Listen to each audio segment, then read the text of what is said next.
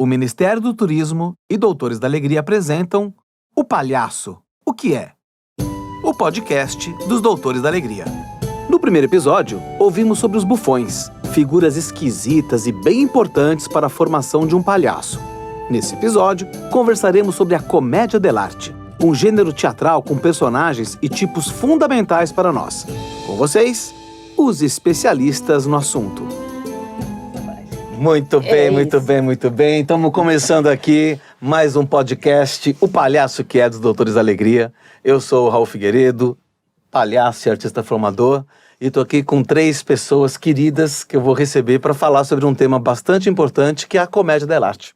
Estou aqui com o Fábio Caniato. O Fábio é palhaço, o Fábio é bacharel em artes cênicas, ator, mestre em artes pela Unicamp, ator, diretor, arte educador, docente de interpretação, pesquisador das linguagens de máscara e manipulação de boneco. Obrigado, Fábio. Obrigado, Raul. Obrigado, Raíssa, Amanda. Prazer estar com vocês, conhecê-las, né, que a gente está se vendo hoje. Prazer enorme. E aqui, Amanda Schmitz, também atriz, palhaça, pesquisadora, produtora cultural, formada em artes cênicas também pela Unicamp, assim como eu, Fábio, e Raíssa, que passou por lá, uma das artistas fundadoras do grupo teatral paulistano, Desembargadores do Fogão, com quem ela pesquisa a linguagem das máscaras há 10 anos. É isso, Amanda? Isso, obrigada. É um prazer estar aqui com vocês, um prazer inenarrável. Inenarrável, diria eu. E aqui do meu lado, Raíssa, palhaça também dos Doutores da Alegria, pesquisadora, educadora há mais de 21 anos, de teatro, mestre em linguagem das máscaras teatrais pela Unicamp, bacharel em artes cênicas com formação complementar em filosofia pela Universidade Federal de Minas Gerais, trabalha como palhaça na ONG há 6 anos com os Doutores da Alegria, né? E isso. Também é fundador e membro da companhia Dois Palitos. É isso aí? É isso. Obrigada, gente. Prazer estar aqui. Simbora nós falar dessa delícia de tema. Que é comédia dell'arte. O que será que é comédia dell'arte para quem nunca ouviu falar? Onde surgiu isso? Como é que é feito? Queria saber um pouquinho a história da comédia dell'arte. Quem pode contar para mim? Eu conto um pouquinho, a gente vai se complementando aqui. É comédia dell'arte, comédia da arte, comédia do ofício, né? A comédia dell'arte é onde surgiu a profissão do ator. Lá no século XVI, na Itália, muito lá atrás, porque foi onde as companhias se organizaram justamente para trabalhar com teatro de rua, né? A comédia dell'arte é um teatro de rua. E ela tem as suas origens, né, segundo o que vemos por aí, que a gente estava comentando antes, né, porque nada se copia, tudo se transforma, né? Ela puxou um pouco das características de uma farsa da cidade de Atella, na Itália, em 240 a.C. Nessa cidade existiam artistas que trabalhavam com máscaras também, principalmente com o grotesco, ou seja, as máscaras eram construídas com características exacerbadas, né? Elevadas à terceira potência, por exemplo, como uma pessoa avarenta, imagina um rosto de uma pessoa avarenta, característica, né? Eram retratadas nessas máscaras, o comilão, o servo, etc. Então a comédia dell'arte puxou um pouco dessas características. Outra delas, o improviso, né? Se improvisava muito, brincava-se muito, né, na rua com as situações que aconteciam. Então a comédia dell'arte puxou essas características e um pouco também das personagens. O que a gente pode citar, que a gente encontra na literatura por aí, é o papus, que é o velho avarento, que pode ser um pantalone, né, nos dias atuais. O macus, que era de boca grande, que pode ter uma relação com o arlequino, porque era muito comilão. Docenos, que era um corcunda, e que pode ter uma relação com o pulcinella hoje. Então ela trouxe essas características, que era o improviso, o uso da máscara, da meia máscara, né, a meia máscara expressiva que a gente conhece hoje, e esse tipo fixo. E obviamente tem muitos personagens, né, na comédia dell'arte. Hoje em dia a gente conhece, são característicos Dottore, Pantalone, os servos Arlequino, Brighella, Colombina, a Ragonda, Tartaglia, tantos outros, mas são muitos, né? E eram muitos porque existiam diversas companhias na Itália e diversos dialetos, ou seja, então as pessoas retratavam o seu métier ali, o seu meio, com as personagens que eles criavam ali naquele momento.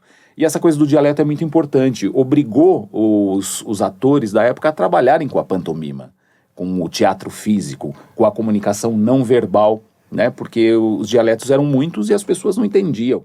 né? O italiano atravessava ali 30, 40 quilômetros uma outra cidade e não conseguia entender o que o outro italiano falava, porque era realmente muito diferente. Então a comunicação visual foi muito importante nessa época. E as personagens que chegaram até a gente hoje são as que mais se destacaram no decorrer da história, né? Nós conhecemos, como eu brinquei aqui, Arlequino, Pantalone, né? São muito características. E a comédia dell'arte, ela migrou para a Europa toda ali. E, como eu disse, com muitas transformações, principalmente quando ela esteve na França. Outras personagens foram criadas na França também, como o Pierrot, que a gente vê nas nossas músicas de carnaval. Pierrot, Colombina. A Colombina é uma personagem italiana, mas o Pierrot é um servo tipicamente francês. Mas é um servo já um pouco mais elaborado, porque sempre o objetivo, né, dos atores, das companhias da comédia dell'arte, era o sucesso. Então chegar às cortes italianas e francesas era um objetivo, né? Vê aquela história, né, que a gente já conversou, vencer na vida. Todo mundo quer vencer na vida, né? E não era diferente com esse pessoal na época. Então eles tinham esse objetivo. E durante o tempo que a comédia dell'arte teve esse auge, né, esse apogeu, que foi do século XVI até mais ou menos o século XVIII, chegaram essas companhias na França e essas companhias também eram contratadas pelas cortes, tanto francesas quanto outras, e eram companhias ali estáveis, passavam a ser companhias estáveis desses reinados. E como né? A comédia dell'arte é um estilo, é uma linguagem que é muito, muito simples, que a gente encontra, né? Os tipos fixos a gente encontra na nossa sociedade até hoje. E esses tipos fixos, obviamente, provocam riso, porque tem características muito marcantes. Então, por isso, até hoje a gente tem, né, essas personagens por aqui, e há uma importância muito grande, né, na formação do ator. A gente sabe muito bem, nós três, Raíssa, Amanda também, você também, né, Raul? Que o quanto é importante para a formação do ator, para a formação do palhaço, o trabalho com a máscara. E uma questão, naquela época já tinham atrizes ou mulheres fazendo as máscaras ou eram feitos homens que faziam as máscaras femininas? Como é que é essa questão? Essa também é uma, digamos, inovação, né, que veio com a comédia dell'arte, porque foi quando oficialmente as mulheres foram para a cena mesmo, porque até então eram os homens que faziam qualquer papel, inclusive as máscaras femininas, né? Então isso veio também com a comédia dell'arte, essa coisa da mulher de fato ocupar esse lugar como atriz, né? Então tem tudo a ver com essa profissionalização num sentido total, inclusive para essa quebra aí de paradigma que era para a época, né? E aproveitando também para complementar uma coisa que eu acho importante, em função dessa necessidade das companhias se manterem enquanto grupos de teatro, porque era a subsistência, né, deles, assim. E é isso, entrar para o reino era importante porque era um patrocínio, né, para que aquilo se mantesse. Então, assim, as coisas tinham que funcionar muito, e eu acho isso interessante, assim, porque aí as máscaras, como o Fábio falou, tinham que funcionar porque tinha que atrair público. Assim, a questão da própria disponibilidade física dos atores. Por quê? Porque toda essa coisa de você identificar ali um personagem no tipo, que é o tipo, assim, que são aquelas figuras que você conseguiria identificar no seu cotidiano. Então, isso também é uma ferramenta de aproximação do público. Porque no momento que o público olha e fala, olha, parece o meu patrão, olha, parece o empregado que trabalha comigo, parece a moça cozinheira, isso gera uma empatia no público. Então, isso também era uma atração que existia ali naquela estrutura de apresentação, né? Enfim. E a questão essas máscaras elas não eram inteiras para poder falar, ou era igual na comédia grega, por exemplo, teatro grego, que as máscaras tinham uma embocadura que era a máscara inteira e falava. Ela era cortada no meio, que chama de meia máscara? Exatamente, meia máscara expressiva, né? Tem vários tipos de máscara, a gente sabe da importância, como a gente estava falando, da máscara de uma forma geral, né? A máscara inteira, mas na comédia dell'arte, a relação da fala, além da fisicalidade, também existia muito, né? Então, meia máscara, né? Para que as pessoas, né? Que os atores, né? Os personagens pudessem conversar, pudessem falar, né? Trocar com o público e entre si também. Fiquei curioso agora. O que eles falavam, por exemplo, entre eles, essas máscaras, elas conversavam de que forma? Amanda, você ia falar?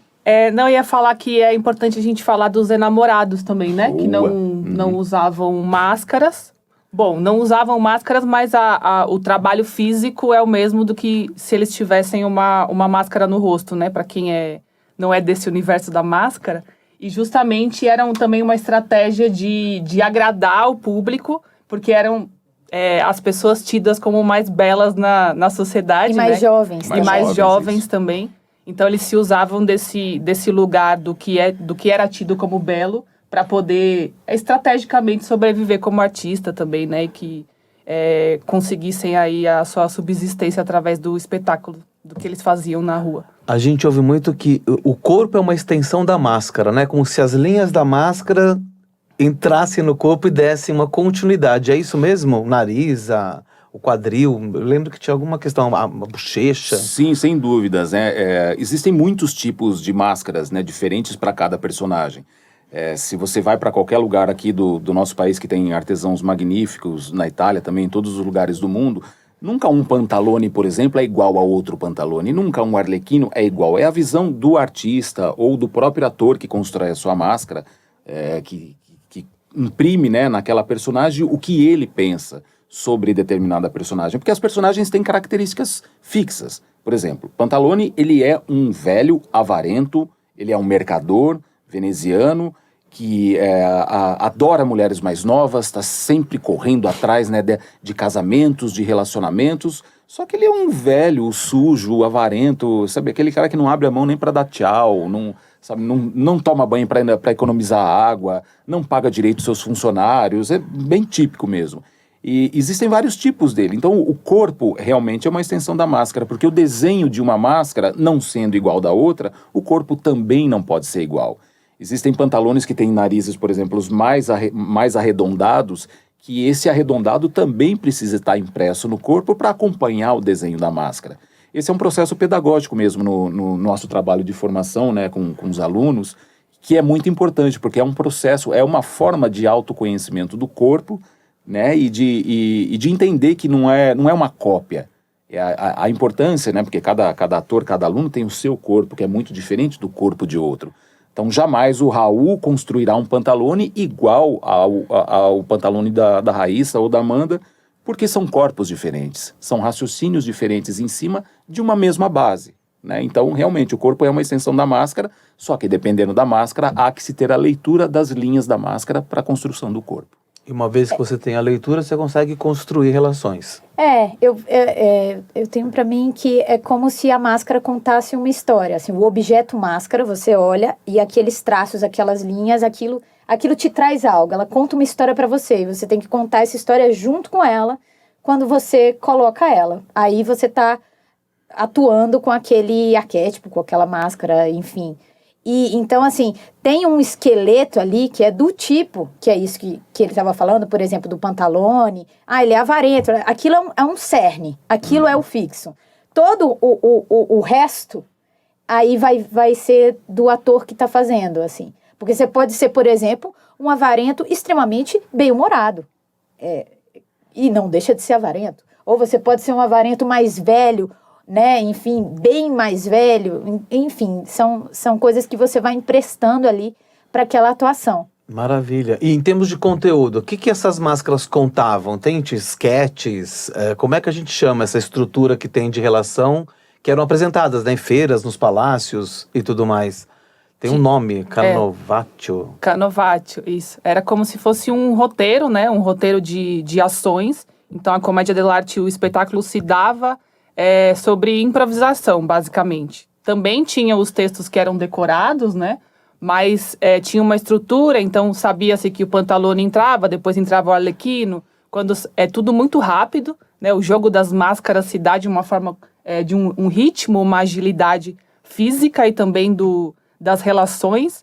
E então eles tinham vários canovaccios prontos, que eram esses roteiros, e cada dia se fazia um diferente, né? Até isso também combina depois com a história do circo, né? De ter na manga vários produtos aí, vamos dizer, né? De trabalho mesmo. E essas relações, elas se davam muito na base das estruturas de poder da sociedade mesmo.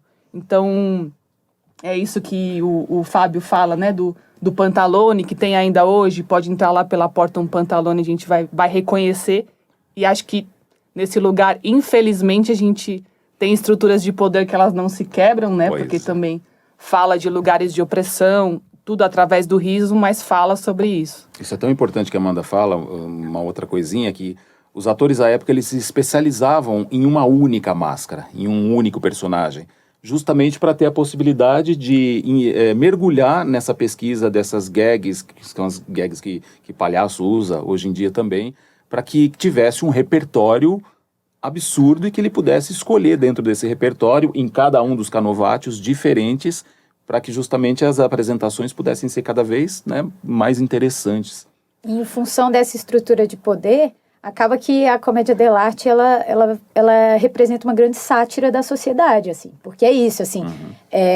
Tá falando sobre relação de patrão e empregado, ou de empregado com um outro empregado, um mais ingênuo, o outro mais astuto, né? Então, assim, é isso. São coisas que a gente reconhece o tempo todo na nossa sociedade, até porque estamos numa sociedade capitalista desde então. Pois é. E aí eu pego o gancho porque o Doutores faz um pouco isso, né? O Doutores veste a máscara do médico e faz o besterologista, faz a paródia, a sátira do médico, que é esse cara de autoridade que entra no hospital com seu jaleco, e aí quando eu entro de jaleco no hospital, eu sou reconhecido a máscara estendida do médico, que é o jaleco branco, né? A capa que me impõe aí a autoridade. Eu entro com muita autoridade dentro do hospital para fazer exatamente uma sátira dessas relações. A gente no hospital muitas vezes percebe esses personagens, né? O sovino, o avarento, aquele que é mais assanhado ou menos assanhado, aquele que quer comer, pegar comida, né? Se deixar o palhaço que quer roubar a comida da criança que está sobrando ali. Eu acho que é muito interessante ver como a gente vai se apropriando e pegando desses eixos, né? Que são estruturantes para a gente poder criar as nossas histórias, sempre. Sim. Né? Em qualquer lugar que a gente vá atuar, tanto no teatro, no circo, na rua, no hospital, numa empresa. E o próprio palhaço, ele passa por todos esses estados, né? Porque todos nós temos um pouco disso dentro da gente, né? Então, somos mandões, somos invejosos, temos ciúmes. Então, a gente passa por todos esses estados na palhaçaria. E na relação da dupla, aí que eu acho que tem uma conexão ainda maior, assim, com a comédia dell'arte. Porque existiam cenas em que tinham mais máscaras em jogo, com certeza, mas a dupla era sempre muito forte. A dupla em cena. Então, assim, e tinham duplas que funcionavam muito comicamente, né? Assim, por exemplo, um Pantalone e um Arlequino, porque eram contrastes muito grandes de caráter, né? Então, eu acho interessante pensar o quanto que para a comédia é fundamental a coisa do contraste, assim. Porque você tem o contraponto. Às vezes o riso está mais ligado ao contraponto do que nas figuras em si, assim. Eu acho que o conflito, quando ele surge, ele traz argumentação pra gente, né? Eu acho que essas máscaras, quanto mais conflito ela põe, essa questão dialética, né? De você falar, se eu fizer isso, vai dar nisso. Se eu fizer isso outro, vai dar no outro. Como é que eu escolho? Como é que eu faço? E evitar o confronto, né? Porque eu acho que o confronto é quando acaba o diálogo, acaba o conflito e a gente parte pra violência. E a gente vê que vivemos num lugar onde a violência, ela tá aí muito assustando a vida, a sociedade. Eu acho que o palhaço ele tá aí para mostrar um pouco disso, assim como na comédia dell'arte. Acredito que isso era revelado nas feiras, né, nos lugares, as pessoas tinham a relação empática de falar, oxi, isso tá chegando em mim. E a gente se olhava, né, e se via e pensava, será que eu tô fazendo a escolha certa na atitude que eu tô tomando? Nosso tempo tá acabando, esse podcast, mas eu queria ouvir um pouquinho de vocês, assim, o que os fez estar nessa pesquisa, e o que os mantém nessa pesquisa, pra gente ir concluindo aí. Eu tô adorando o papo. Bom, vou falar aqui um pouquinho da minha experiência com a comédia dell'arte e também com as máscaras balinesas. Eu faço uma pesquisa há um tempinho já de meias máscaras balinesas do Topeng, que, bom, vou falar também de onde está Bali, né, que não é tão óbvio assim.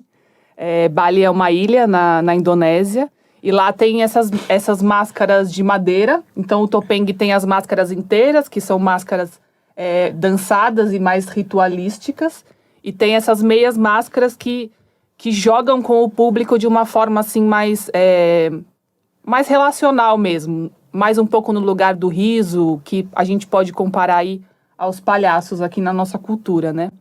Então eu chego na pesquisa da máscara junto com essas máscaras balinesas. E aí a comédia dell'arte, ela vem como uma estrutura de jogo.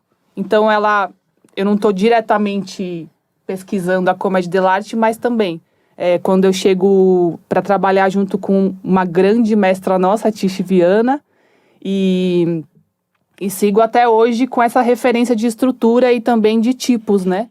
As máscaras, elas, como lidam com a questão do arquétipo, elas acabam que você consegue pegar a máscara do Pantalone ou a máscara do velho lá do Topeng balinês e fazer uma relação muito forte.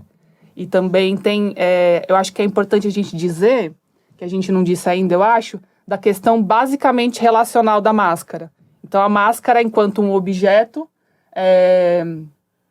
ou então mesmo um ator, uma atriz sozinha com a máscara, não consegue dar vida àquela máscara sem se relacionar com alguém, né? Seja o alguém, seja aqui a nossa suculenta, ou seja o público, seja a parceria da cena, né? Eu lembrei da frase que eu ouvi muito da Soraya Said, que é uma outra grande mestra também, e da Tish Viana, que é a máscara se dá pelo outro. Então, não tem como a gente dar vida a uma máscara se a gente não tiver uma outra presença com quem se relacionar, né? Acho que é legal a gente falar disso para quem não está nesse universo da máscara também. Bom, para mim, eu não sei se eu vou começar num sentido muito antilógico, mas vou falar do que é a questão da máscara para mim, e, enfim, e depois da minha busca em cima disso.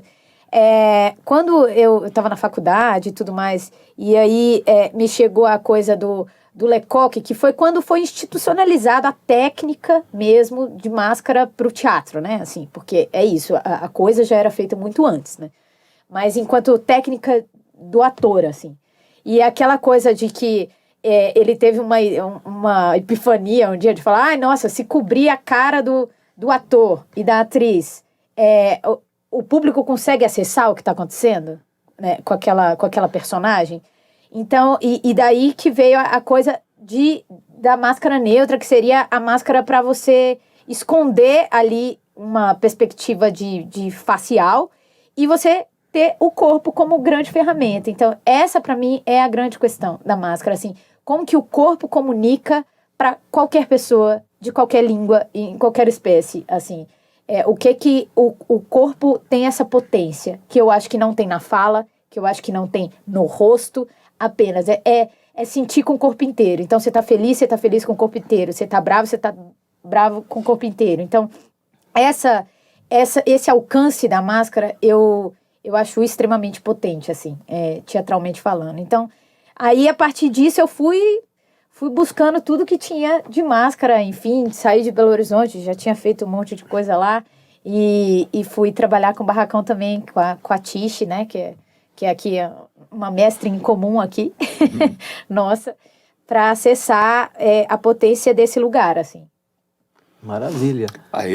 Eu tem muitas coisas que compactuam com a fala da Amanda e da Raíssa, sem dúvidas, mas falando a grosso modo, para mim a máscara foi uma paixão quando eu conheci, que virou um caso de amor de mais de 27 anos e que para mim será eterno.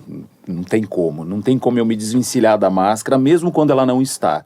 Porque a máscara está em mim, em absolutamente tudo que eu faço, e principalmente a comédia dell'arte, porque tecnicamente tudo que envolve a comédia dell'arte, ela perpassa por todos os outros trabalhos que eu faço, seja no improviso, seja na comunicação corporal. Então é uma paixão, é um amor que não vai sair de mim nunca.